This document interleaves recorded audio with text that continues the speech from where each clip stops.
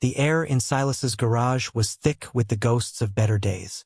It smelled of stale oil, cold metal, and the slow, creeping damp of financial decay.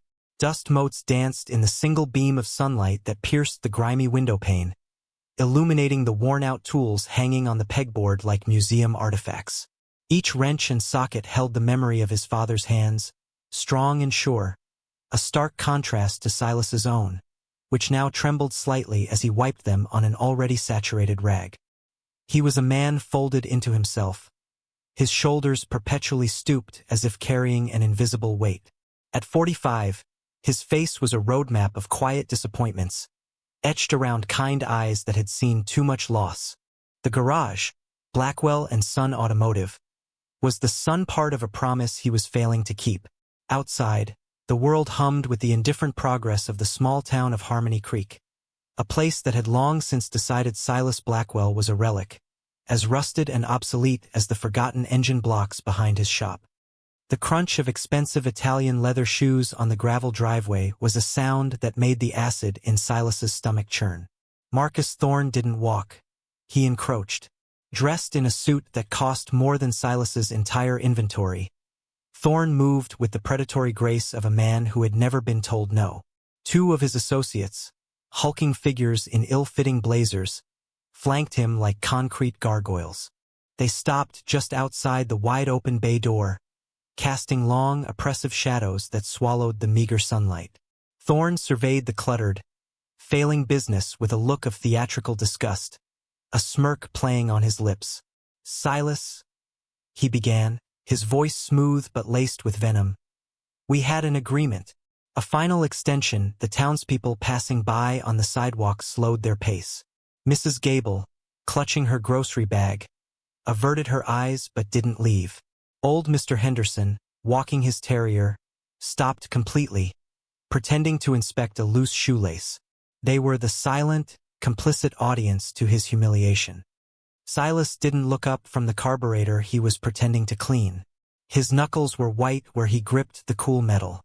"I need more time, Marcus. Business has been slow." It was a weak plea, and he knew it. The words tasted like ash in his mouth. Thorne chuckled, a dry, rattling sound that held no humor. "Slow? Silas, your business is a corpse, and you're just the mortician putting makeup on it. This prime piece of real estate deserves more than this." He gestured vaguely at the garage, a sweeping dismissal of Silas's entire life. "The final payment was due yesterday. I'm here to collect, or the deed transfers to Thorne Development. It's that simple." One of the thugs took a step forward, cracking his knuckles with deliberate menace. The sound echoed in the quiet garage.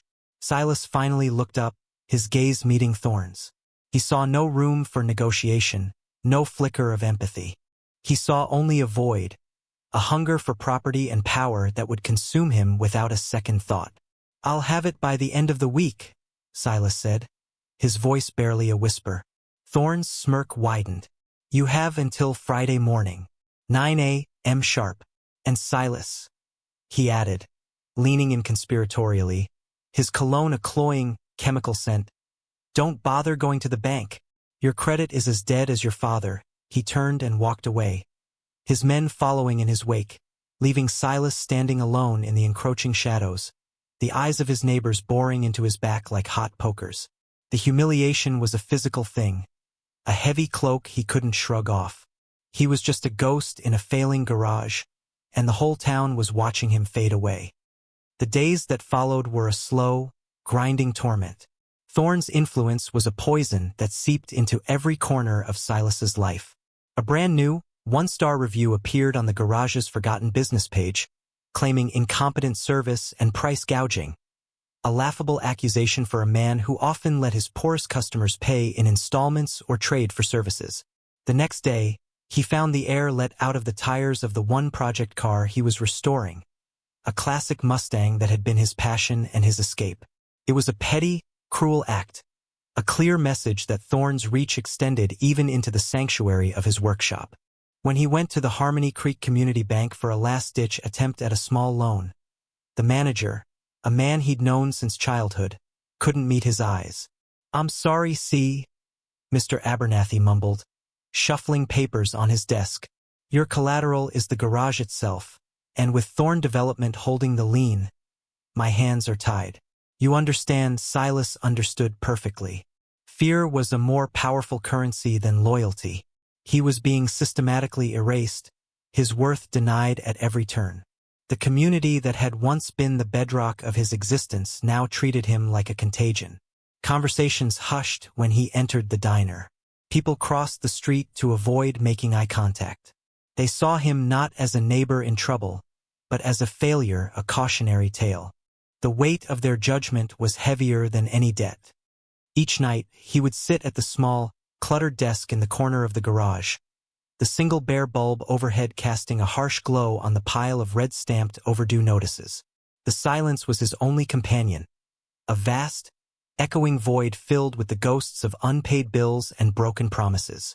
He felt a profound sense of isolation, a man adrift on a sea of indifference. He was a good mechanic, an honest man, but in the modern world, those qualities seemed to have no tangible value. Thorn wasn't just taking his property. He was stripping him of his identity, telling him and the world that he was worthless. The garage wasn't just a building. It was the last bastion of his dignity. To lose it would be to admit that Thorn was right, that his life's work, his father's legacy, amounted to nothing more than a parcel of dirt to be bulldozed and built over. The humiliation of the public confrontation had been a sharp, deep cut, but this slow, methodical dismantling of his reputation was a creeping infection, poisoning his spirit until all he felt was a hollow, aching hopelessness. He was a good man being crushed by a cruel one, and nobody seemed to care enough to lift a finger. The walls of the garage, which had once felt like a protective embrace, now felt like a tomb he was sealing from the inside. The garage wasn't just a business to Silas. It was a reliquary. Every grease stain on the concrete floor told a story. The deep gouge near the hydraulic lift was from 1988, when his father, a man with hands like worn leather and a laugh that could shake the rafters, had dropped a transmission. Silas, just a boy then, had watched in awe, not at the mistake, but at the calm, methodical way his father had cleaned it up, patched the floor, and finished the job. "Tools can be replaced, son," he'd said, wiping a smear of oil from Silas's cheek. A man's word, his commitment to finishing what he starts. That's all he really owns. That principle was the foundation upon which Silas had built his life. He inherited the garage when his father passed, the keys placed in his hand like a sacred trust. For years, things were good. He met Sarah, a librarian with a smile that could coax flowers from stone, and for a decade, the garage wasn't just a place of work. It was the engine that powered a happy life. Then the sickness came. It started subtly and then consumed everything, a relentless thief of time, money, and hope. The medical bills piled up faster than he could fix cars. He drained their savings, sold his father's classic pickup truck, and eventually took a loan against the garage, a deal with the devil brokered by the then charming Marcus Thorn. Sarah fought with a quiet, uncomplaining grace that broke his heart daily. He worked 16-hour days, his hands raw and bleeding, trying to outrun the debt, but it was a race he could never win. When she finally passed, the silence she left behind was more deafening than the loudest engine. The garage became his sanctuary and his prison. It was the only place he felt connected to his father and his wife, surrounded by the echoes of their love and support. But it was also the monument to his failure, the physical embodiment of the debt that had swallowed his life whole. This was the backstory no one in town saw. They saw a quiet man who kept to himself, a failing business owner who couldn't keep up with the times. They didn't see the man who sat alone at night, tracing the faded photograph of his wife tucked into the frame of his toolbox. They didn't know that his refusal to cut corners, his insistence on using quality parts even when it ate into his razor-thin profits, was a promise he'd made to his father's memory. His quiet strength wasn't born of stubbornness. It was forged in loss and tempered by love. He endured Thorn's humiliation not because he was weak, but because he had already faced the worst life could throw at him. A bully with a checkbook was a lesser demon than the ones he battled in the quiet of his own heart every single day. His dignity was a shield, invisible to men like Thorn, but it was all he had left. The pressure mounted with the methodical tick of a clock counting down to an execution. Thursday, the day before the deadline, dawned gray and oppressive, the sky a sheet of bruised pewter. Thorne's final move was a masterpiece of passive aggression. A large, professionally printed sign was staked into the small patch of grass in front of the garage. Future home of the Thorne luxury condominiums, breaking ground soon. It was a public declaration of his defeat. A tombstone erected before the body was even cold. Cars slowed as they passed, their drivers gawking at the sign and then at Silas, who stood in the bay door, feeling like an animal in a zoo. The shame was a physical burn, creeping up his neck. He spent the day in a fog, fumbling with his tools, the roar of his own despair drowning out the sound of the engines he was meant to fix. The phone didn't ring once. It was as if the entire town had collectively decided to sever ties, to quarantine him and his failure before it could spread. As evening fell, Silas locked the doors for what he felt would be the last time. He didn't go home. He couldn't face the empty house that echoed with Sarah's absence. Instead, he sat on an overturned milk crate in the center of the garage, the darkness wrapping around him like a shroud. The only light came from the single street lamp outside, casting long, distorted shadows that made the familiar shapes of his tools look menacing and alien. He was utterly, completely alone. The community he had served his entire life, the people whose cars he'd fixed at all hours, whose kids he'd watched grow up, had turned their backs. Their silence was a verdict. They were content to stand by and watch Thorne chew him up and spit him out. He thought about his father, about the pride he'd taken in his work, in his name. He thought about Sarah, about the promise he'd made to her to never give up. He felt a wave of exhaustion so profound it was almost a physical blow, pressing him down, urging him to just let go. What was the point of fighting? What was left to fight for? The sign outside had already declared him a ghost. The silence of his neighbors had confirmed it. He closed his eyes, the smell of grease and gasoline filling his lungs, and for the first time, he truly considered letting the darkness win. It was nearly midnight when the sound cut through the silence. It wasn't the smooth purr of a modern car but a ragged, sputtering cough, a desperate, metallic gasp for life. It was a sound Silas knew well, an old engine on its last legs. He looked up to see a single, dim headlight slice through the darkness of the open bay door, followed by the silhouette of a motorcycle that looked as weary as its rider. The bike, a vintage Harley-Davidson panhead, was a symphony of rust and faded glory. It coasted to a stop just inside the garage, the engine dying with a final, pathetic clank. The man on top was carved from the same weathered material. He was old, with a long gray beard braided into two thin plaits and a face like a dried-up riverbed. He wore a leather vest so old it looked like a second skin, adorned with patches that were faded and frayed beyond recognition. He swung a stiff leg over the seat, his movements slow and pained. He looked at Silas, his eyes, deep-set and tired but surprisingly clear, taking in the scene. The dark garage, the eviction sign visible through the door, the palpable air of defeat. "Shop's closed," Silas said, his voice flat and devoid of energy. The old biker didn't move. He just looked at his dead machine, a flicker of something profound, desperation, maybe even grief, in his eyes. "She just gave up," the man rasped, his voice like gravel rolling downhill. "Cracked a line, I think. Leaking oil bad. I gotta get to Sacramento. My brother?" He trailed off, the words catching in his throat. He reached into his pocket and pulled out a crumpled wad of bills, maybe $20 in total. "It's all I got. Can you just get her running long enough to make it over the pass?" In that moment, Silas saw not a stranger, but a reflection of his own desperation. Here was another man at the end of his rope, clinging to a piece of machinery that held a piece of his heart. All the fight Silas thought had been extinguished stirred within him. This was what his father had taught him to do. This was who he was. He wasn't a failed businessman, he was a mechanic. He fixed things that were broken. He looked at the $20, then at the man's exhausted face, and pushed the money away. "Keep it. You'll need it for gas," he said, his voice finding a strength he hadn't felt in months. "Let's see what we can do." For the rest of the night, under the single bare bulb, Silas worked. He used his last clean rag, his last quart of premium oil, and a custom-fabricated fuel line he'd been saving for his own Mustang project. He didn't just patch the bike, he healed it. He tuned the carburetor, tightened the chain, and polished the chrome on the engine until it gleamed. It was an act of pure, selfless defiance. With his world collapsing around him, he chose to pour his final reserves of energy and resources into helping a stranger.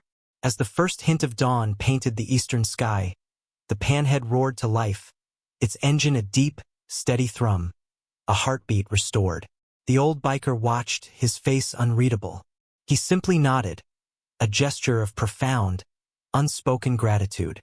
"Get where you're going safely," Silas said, wiping his greasy hands on his pants. He had nothing left, but in that moment he felt richer than Marcus Thorne. The old biker, who introduced himself only as Deacon, swung his leg back over the restored Harley. The engine settled into a low, contented rumble, a sound of reliability Silas had painstakingly crafted from chaos. Deacon's gaze lingered on Silas, a long, appraising look that seemed to see right through the grease and exhaustion to the man beneath. His eyes drifted to the stark white eviction sign on the lawn, then back to the quiet dignity on Silas's face. He didn't offer platitudes or false promises. Instead, he reached out a calloused, age-spotted hand and gripped Silas's shoulder. The grip was surprisingly firm, a silent conveyance of respect that meant more than any words could. "You're a good man," Deacon said, his voice low and certain. Then, with a final, solemn nod, he rolled the throttle, and the panhead roared out of the garage and into the nascent morning, its taillight a receding red star against the gray dawn. Silas watched him go until the sound faded completely, leaving him once again in the heavy silence. He felt a strange sense of peace. He had lost everything, but he had not lost himself. As the sun climbed higher, Harmony Creek began to stir. Mrs. Gable, on her morning walk, saw the light still on in Silas's garage. She'd seen him working through the night on the old motorcycle, had seen the stranger ride away. She had also seen him refuse the crumpled bills the man offered. She told her husband over breakfast. He told their neighbor who worked at the post office. By the time Silas finally emerged, blinking in the bright morning sun to face his final hour, a subtle shift had occurred. Whispers were replacing stares. The story of the mechanic who, on the eve of his own ruin, spent his last resources to help a broke traveler for free, began to circulate. It was a small story, a quiet act of kindness, but in a town that had grown accustomed to the loud, selfish ambition of Marcus Thorne, it resonated like a church bell. People who had averted their eyes yesterday now offered hesitant, respectful nods. They saw not just a failure, but a man of principle, a man who, when stripped of everything, still chose to give. The narrative Thorne had so carefully constructed, of a washed-up, incompetent relic, was beginning to fray at the edges, challenged by a single, selfless act. It was only a whisper, a subtle change in the town's emotional atmosphere, but it was the first crack in the wall of silence. At precisely 8:55 a.m., Marcus Thorne's black sedan slid to the curb. He emerged, radiating smug triumph, followed by his two thugs and a reluctant-looking sheriff's deputy, a young man named Miller who clearly wished he were anywhere else.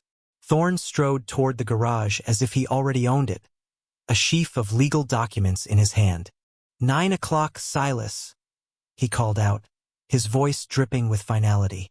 Time's up. The small crowd of onlookers, Mrs. Gable, Mr. Henderson, the postal worker, and a dozen others drawn by the morning's drama, stood silently, their faces a mixture of pity and morbid curiosity.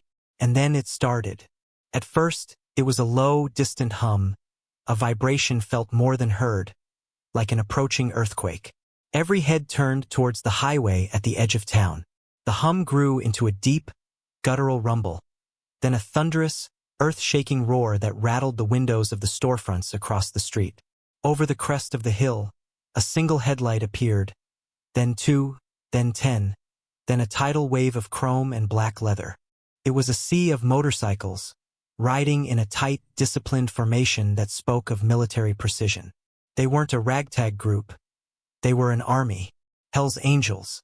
Their vests were emblazoned with the iconic Death's Head, a symbol that struck a primal fear and respect in equal measure. They poured into the town's main street, hundreds of them, their engines a synchronized symphony of raw power. The procession didn't just pass by. It turned, deliberately, onto Silas's street. They filled the road from curb to curb, an impenetrable wall of steel and leather, before coming to a stop. The roar subsided into a menacing, idling growl that vibrated in the chests of everyone present. The town fell utterly silent. At the very front of the formation, astride the now gleaming vintage panhead, was Deacon. Deacon swung his leg off the bike with a newfound energy. The faded, frayed patches on his vest were now clear in the bright morning light. He wore the colors of a chapter president, a man of significant standing. He walked not towards Silas, but directly towards Marcus Thorne, his worn boots scuffing the asphalt with deliberate steps. The two thugs, who had looked so imposing moments before, now seemed small and foolish, their bravado evaporating in the face of this overwhelming presence. Sheriff Miller instinctively put a hand on his sidearm, but it was a gesture of anxiety, not aggression. Thorne's smug expression had melted into a mask of disbelief and dawning fear. "This is a private matter," Thorne stammered, holding up the legal papers as if they were a shield. "This man has defaulted on a legal loan." Deacon stopped a foot in front of him, his calm, ancient eyes boring into Thorne's. He didn't raise his voice. He didn't need to. The thrum of 300 V-twin engines was his amplifier. "I was in this garage last night," Deacon began, his voice carrying in the tense silence. "My bike was broken. My spirit wasn't much better. I was on my way to bury my brother, with $20 to my name." He turned his head slightly, gesturing towards Silas, who stood stunned in the doorway of his garage. "This man," Deacon continued, his voice resonating with a profound gravity, "who, I now know, was about to lose everything he owned, took me in. He worked all night. He used his own parts he couldn't afford to replace. He refused my last $20 and told me to get to my family safely. He asked for nothing in return." The story hung in the air, simple, powerful, and irrefutable. The townspeople looked at Silas with a new, dawning comprehension. This wasn't just a story about a free repair. It was a testament to a man's character. Deacon then turned his piercing gaze back to Thorne. "We did some checking on you, Mr. Thorne. It seems you have a pattern of predatory lending. You target folks who are down, people who've suffered a loss. You use harassment and intimidation. It's all technically legal, just on the edge. But it's not right." Another biker, younger but with the same air of authority, stepped forward, holding a thick file. "We have statements from 3 other families you've pushed out this way, Mr. Thorne," he said calmly. "And we've made a very generous donation to the campaign fund of the state attorney general, along with a suggestion that he might want to look into business practices here in Harmony Creek." Thorne's face went pale. This was a fight he couldn't win with money or threats. He had run into a code of honor far older and more unforgiving than any legal loophole. The truth about Silas's quiet strength had been revealed, not by Silas himself, but by the unlikeliest of champions. The standoff hung in the air, thick and heavy. Thorne, stripped of his power, looked from Deacon to the sea of stone-faced bikers, then to the townspeople whose expressions had shifted from passive observation to open contempt. The bikers didn't move, their idling engines a constant, intimidating reminder of their presence. But their victory wasn't to be won through violence. It was to be a demonstration of a different kind of power. Deacon gave a subtle nod.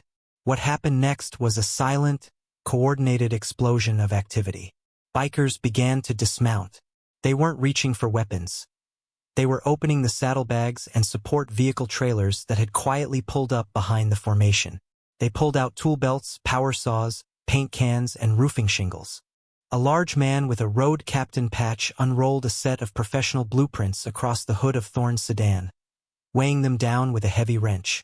He wasn't a thug, he was a contractor. Another biker, a wiry man with spectacles, began inspecting the garage's faulty wiring with an expert eye. He was an electrician. They swarmed the small, dilapidated building with a quiet, purposeful efficiency that was both breathtaking and terrifying in its competence. Some formed a loose, silent perimeter, standing with arms crossed, a clear and unmistakable shield between the world and Silas's garage. Others began scraping the peeling paint from the walls. A team ascended ladders to inspect the leaking roof. The sound of hammers and saws replaced the menacing growl of the engines, which were now being shut off, one by one. They were not just protecting Silas. They were rebuilding his life, literally and figuratively, in broad daylight for the entire town to see. The community, shamed by their own inaction, finally broke their silence. Mrs. Gable disappeared into her house and returned with a tray of sandwiches and a pitcher of lemonade. Mr. Henderson organized a collection, and soon, others were arriving with coffee, water, and offers of help. Sheriff Miller, seeing the tide turn so completely and sensing the very real legal trouble Thorne was now in, stepped forward. "Mr. Thorne," he said, his voice firm for the first time, "I suggest you and your associates leave. This eviction is on hold pending a full investigation into your business practices." Thorne, defeated and humiliated, scurried back to his car and sped away, his empire of fear crumbling in his rearview mirror. As the day wore on, Deacon approached Silas, who stood watching the controlled chaos with tears welling in his eyes. He presented him with a large, brand-new, professional-grade tool chest, gleaming red and chrome. Tucked inside was an envelope thick with cash, more than enough to clear his debts, and on top of it all a simple, clean black leather vest. It had no club colors, no territory rockers. It bore only a single, small, immaculately stitched patch, a wrench and a hammer crossed, with the words "Friend of the Angels" embroidered beneath. It wasn't a membership. It was a mark of honor, a declaration of alliance and protection more potent than any legal document. By sunset, the transformation was complete. Blackwell and Son Automotive was no longer a symbol of decay. It sported a new roof, a fresh coat of paint in the same classic colors Silas's father had chosen decades ago, and newly repaired wiring that made the interior bright and welcoming. The broken equipment had been serviced, the clutter cleared, and the sign Thorne had planted was gone, replaced by a newly restored, hand-painted wooden sign that read simply, "Blackwell's Garage, St. 1978". The bikers worked with a quiet camaraderie, their gruff exteriors belying a deep-seated respect for craftsmanship and for the man they had come to defend. As the last of the tools were packed away, the street was filled with the townspeople, no longer silent observers but active participants. They shared food with the bikers, their fear replaced by a profound sense of awe and gratitude. The garage was no longer just Silas's. It felt like it belonged to the entire community, a place redeemed not just by a motorcycle club, but by a collective rediscovery of its own conscience. Deacon and his men prepared to leave. They asked for nothing, no thanks, no payment. Their actions were their statement. As they mounted their bikes, the setting sun glinted off the polished chrome, creating an almost mythic aura around them. The low, synchronized roar of their engines starting up was no longer a sound of intimidation, but of resolution. It was the sound of justice delivered and a promise kept. Silas stood in the doorway of his renewed garage, wearing the new leather vest. It felt solid and reassuring against his shoulders. He watched as Deacon led the procession out of town, the 300 bikers moving as one, a force of nature that had swept through Harmony Creek and left it irrevocably changed. The last thing he saw was Deacon's hand, raised in a simple parting salute. The roar faded into the distance, leaving a ringing silence in its wake. But this silence was different. It wasn't empty or isolating. It was peaceful, filled with the hum of a new beginning. Silas looked at his garage, at his neighbors who were now smiling at him with genuine warmth and respect, and he felt a sense of belonging he hadn't known in years. He was no longer the town relic, the quiet failure. He was Silas Blackwell, the man who, with one small act of kindness, had earned the loyalty of angels and reminded a town of what it meant to be a community. The distant rumble of a motorcycle was now a comforting echo, a reminder that he would never be alone again. His dignity, hard-won and quietly held, was secure.